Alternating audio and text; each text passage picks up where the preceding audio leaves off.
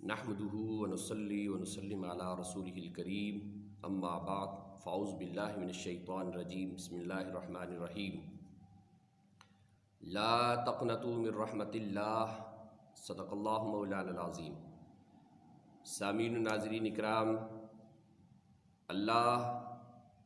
وہ رب ہے جو بڑا کریم ہے،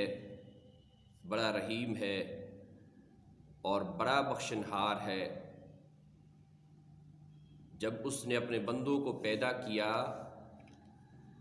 تو اللہ تبارک و تعالیٰ نے انسان کو اچھائی کے بھی تمام راستوں سے آگاہ فرما دیا، اپنی کتابوں کے ذریعے، اپنے انبیاء اور رسولوں کے ذریعے، اور برائی کے بھی سارے راستوں سے اللہ تبارک و تعالیٰ نے آگاہ فرما دیا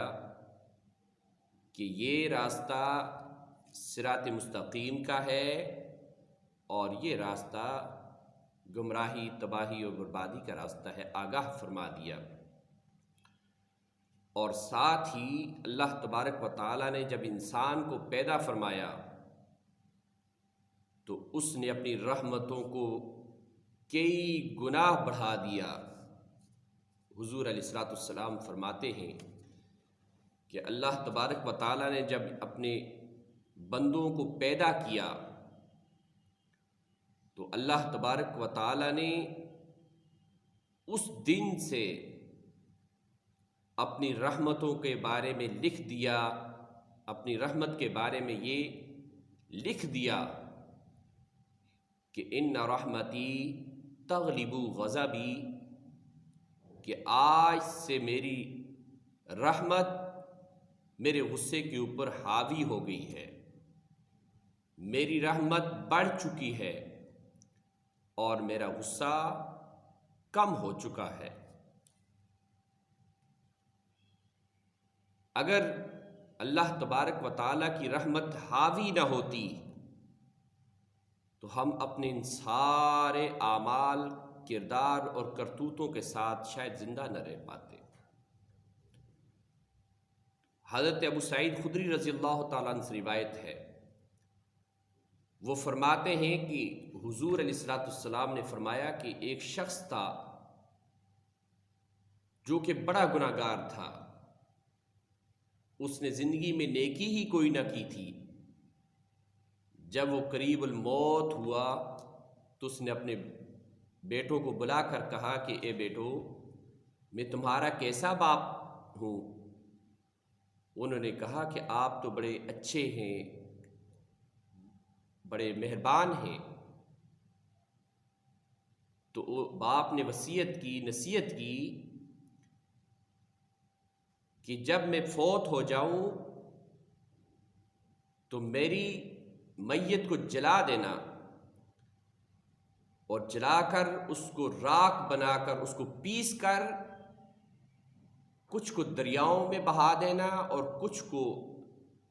جب تیز ہوا آندھی چلے تو فضاؤں کے اندر اڑا دینا۔ اور ساتھ ہی یہ نصیحت کی کہ خدا کی قسم میرے دامن میں کوئی نیکی نہیں ہے، میں نے کبھی اپنے رب کو راضی نہیں کیا، کبھی اس کے سامنے التجا نہیں کی، کبھی اس کے لیے کوئی بھلائی کا کام ہی نہیں کیا۔ اگر مجھے اللہ تبارک و تعالیٰ نے اس نے اپنی سوچ کے مطابق بات کی تو اگر مجھے میرے رب نے پکڑ لیا، مجھ سے حساب مانگ لیا، تو خدا کی قسم میں اپنے رب کے عذاب سے کبھی نہیں بچ سکوں گا۔ جب وہ فوت ہو گیا تو اولاد نے اس کی نصیحت وصیت کے مطابق ہی عمل کیا، تو اللہ تبارک و تعالیٰ نے دریاؤں کو حکم دیا کہ اس کی راکھ کو جمع کرو، اور فضاؤں کو حکم دیا کہ اس کی راکھ کو جمع کرو۔ ان تمام کو جمع کر کے اس کو دوبارہ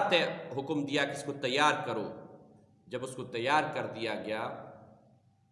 تو آپ نے اس کو اپنے سامنے کھڑا کر کے پوچھا کہ انسان تو نے ایسا کیوں کیا؟ اس نے کہا باری تعالیٰ تجھے معلوم ہے تو جانتا ہے، تیرے علم میں ہے کہ میں نے یہ اس لیے کیا ہے کہ مجھے تیرے عذاب سے بڑا ڈر لگتا تھا، تیرے عذاب کا بڑا خوف تھا مولا، فقط میں نے اس لیے کیا تھا۔ اللہ تبارک و تعالیٰ نے فرمایا کہ بندے میرے عذاب، کیا تو میرے عذاب سے ڈرتا ہے؟ اس نے عرض کی باری تعالیٰ تیرے عذاب سے بڑا ڈر لگتا ہے، تیری پکڑ سے بہت ڈر لگتا ہے۔ اللہ تبارک و تعالیٰ نے فرمایا کہ جا میں نے تجھے معاف کر دیا، تجھے عذاب جو دینا تھا تو نے خود کو خود دے دیا ہے، اور باقی میری رحمت جوش میں آ گئی ہے، میری رحمت کو گوارا نہیں ہے، میری رحمت اب یہ نہیں چاہتی کہ تجھے مزید عذاب دوں، جا میں نے تجھے معاف کر دیا ہے۔ اللہ تبارک و تعالیٰ نے جب اس انسان کو پیدا کیا تو اللہ تبارک و تعالیٰ نے اپنی رحمتوں کو 100 حصوں میں بانٹ دیا، اور 100 حصوں میں سے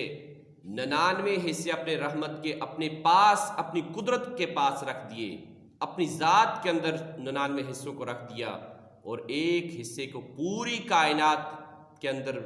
تقسیم کر دیا۔ حضور علیہ السلام نے فرمایا کہ جو تم دیکھ رہے ہو کہ حیوان تک اپنے بچوں کے ساتھ مہربانی کرتے ہیں، تو یہ جتنی کائنات کے اندر تمہیں مہربانی نظر آتی ہے، کائنات کے اندر جتنا تمہیں رحم نظر آ رہا ہے، کائنات کے اندر جو کچھ تمہیں مہربانی کے اسباب نظر آ رہے ہیں، یہ فقط رحمت الہی کا ایک حصہ ہے، اور یہی 99 حصے رحمت الہی کے اللہ تبارک و تعالیٰ کے پاس ہیں، اور یہ 99 حصے اللہ تبارک و تعالیٰ کل قیامت کے روز اپنے بندوں کے لیے ان کو استعمال کرے گا۔ اس لیے اللہ کی رحمت سے امید بھی رکھیں اور محنت بھی کریں، کیونکہ وہ ہر رات اپنے بندوں کو پکار کر کہتا ہے کہ اٹھو، مجھ سے بخشش طلب کرو، مجھ سے معافی مانگو، میرے سامنے جھکو۔ اللہ تبارک و تعالی ہمیں توبہ کرنے کی توفیق